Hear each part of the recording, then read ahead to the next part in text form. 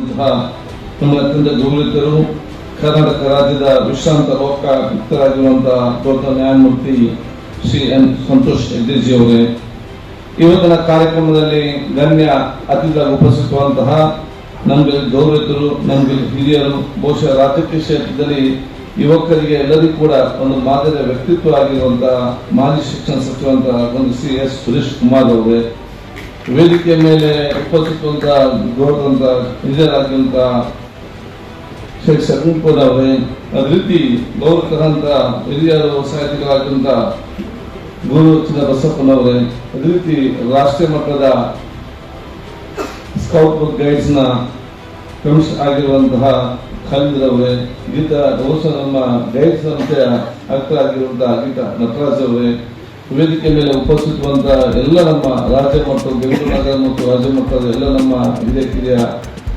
Scout ಕಾರ್ಯಕ್ರಮದ ಕೇಂದ್ರ ಬಿಂದು, ಬಹುಶಃ ನಾವೆಲ್ಲರೂ ಇಲ್ಲಿ ಸೇರಲಿಕ್ಕೆ ಪ್ರಮುಖ ಕಾರಣಕರ್ತಂತ ನಮ್ಮೆಲ್ಲ ದೊಡ್ಡಂತ ಡಾಕ್ಟರ್ ಪಿ ಜೆ ಸಿಂಧ್ಯಾಜಿ ಅವರೇ, ಮುಂದಿರುವ ನನ್ನ ಗುರು ಹಿರಿಯರೇ, ಸೋದರರೇ, ಆತ್ಮ ಮಿತ್ರರೇ, ಸ್ಕೌಟ್ ಮತ್ತು ಗೈಡ್ಸ್ ಸಕ್ರಿಯವಾಗಿರುವಂತ ಎಲ್ಲ ನಮ್ಮ ಶಿಕ್ಷಕ ವರ್ಗ, ಪ್ರಾಧ್ಯಾಪಕ ಮತ್ತು ನಮ್ಮ ಸೋದರರೇ ಹಾಗೂ ಮಾಧ್ಯಮ ಮಿತ್ರರೇ, ಅತ್ಯಂತ ಸಂತೋಷವಾಗ್ತಿದೆ ಇವತ್ತಿನ ಈ ಒಂದು ಗೌರವಪನೆಯ ಕಾರ್ಯಕ್ರಮದಲ್ಲಿ ಭಾಗವಹಿಸಲಿಕ್ಕೆ.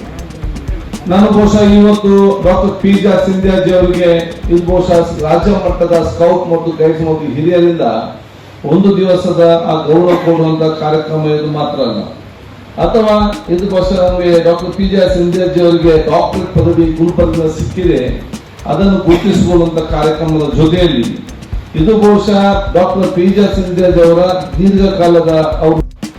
ದೀರ್ಘಕಾಲ ರಾಜ್ಯಕ್ಕೆ 25 ವರ್ಷಕ್ಕಿಂತ ಅಧಿಕ ವರ್ಷ ರಾಜ್ಯಕ್ಕೆ ಶಾಸಕರಾಗಿ, ಅದು 18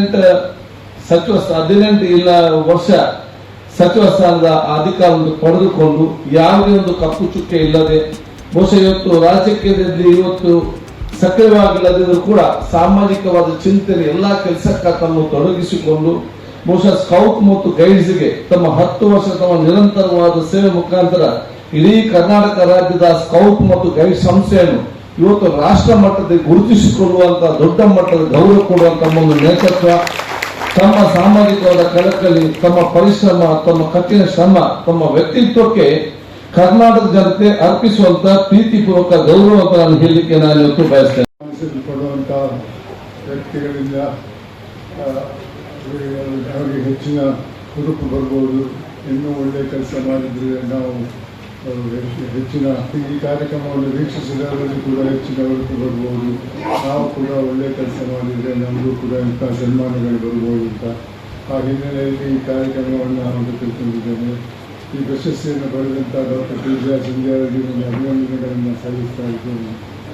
ಮತ್ತು ಈ ಪ್ರಶಸ್ತಿಯನ್ನು ನೀಡಿದಂಥ ಗುಲ್ಬರ್ಗ ವಿಶ್ವವಿದ್ಯಾನಿಲಯದವರಿಗೂ ಕೂಡ ಅದನ್ನು ಅಭಿನಂದನೆಯನ್ನು ಸಲ್ಲಿಸ್ತಾ ಇದ್ದೇನೆ. ಬಂಧುಗಳೇ, ಜೀವನದಲ್ಲಿ ಪ್ರಶಸ್ತಿ ಪಡೆಯುವುದು ಬಹಳ ಸುಲಭವಲ್ಲ. ಅಂತಹ ಒಂದು ಹಿನ್ನೆಲೆಯಲ್ಲಿ ಸಿಂಧ್ಯಾ ಅವರು ತಾವು ಮಾಡಿದಂಥ ಕೆಲಸಗಳಿಂದ ಮುಂದೆ ಅವ್ರು ಮಾಡಿದಂಥ ಕೆಲಸಗಳನ್ನು ನಾನು ನೋಡಿದ್ದೇನೆ.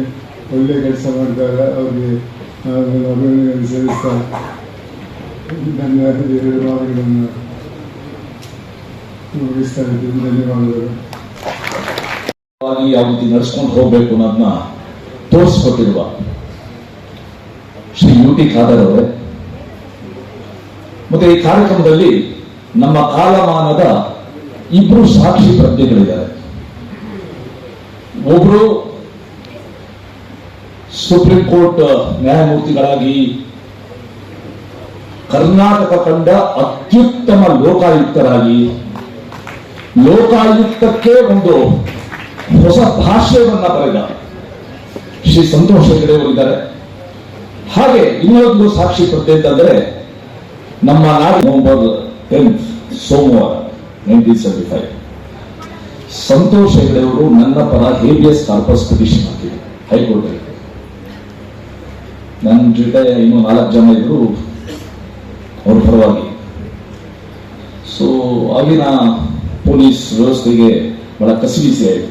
ಇವ್ರನ್ನೆಲ್ಲ ಪೊಲೀಸ್ ಕೋರ್ಟ್ ಕರ್ಕೊಂಡೋದ್ರೆ ಪೊಲೀಸ್ ಆತಿಥ್ಯದ ಬಗ್ಗೆ ವಿವರಿಸ್ಕೊಡ್ತಾರೆ ಅಂದ್ಬಿಟ್ಟು ನಮ್ಮ ಅವತ್ತು ರಾತ್ರಿ 9 ಗಂಟೆ ಕರ್ಕೊಂಡೋಗಿ ಬೆಂಗಳೂರು ಸೆಂಟ್ರಲ್ ಜೈಲಿನ ಡಿ ಬ್ಯಾರಕ್ನ 3ನೇ ವಾರ್ಡ್ಗೆ ತಗೊಂಡೋಗಿ ಬಿಸಾಕಿದ್ರು.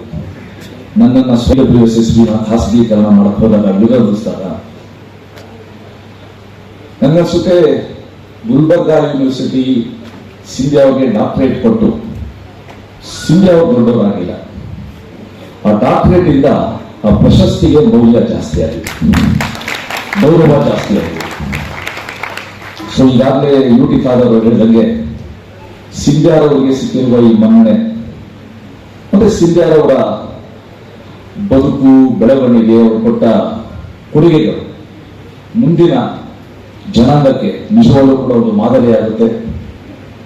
As rightly pointed out by Shri UT Khader, Sindhya has been a role model for many of us. ನನಗಂತೂ ಅವರು ಒಬ್ಬ ಆದರ್ಶ ರಾಜಕೀಯ ಮುತ್ಸದ್ದಿಯಾಗಿ ಪ್ರತಿ ಸಲ ಕಾಣಿಸ್ಕೊಳ್ತಾ ಇದ್ದಾರೆ. ಅವರಿಗೆ him that he appeared when I was Advocate General. He appeared for me when I was officiating as Deputy Commissioner of Shimoga District. It was a very tricky and a turbulent case that was the Chandragupti case. It was, the whole thing was, the whole scenario was, I had to, as a Deputy Commissioner, ban that, and I happened to be a Muslim deputy center. But Mr. Santosh Hegde handled very well.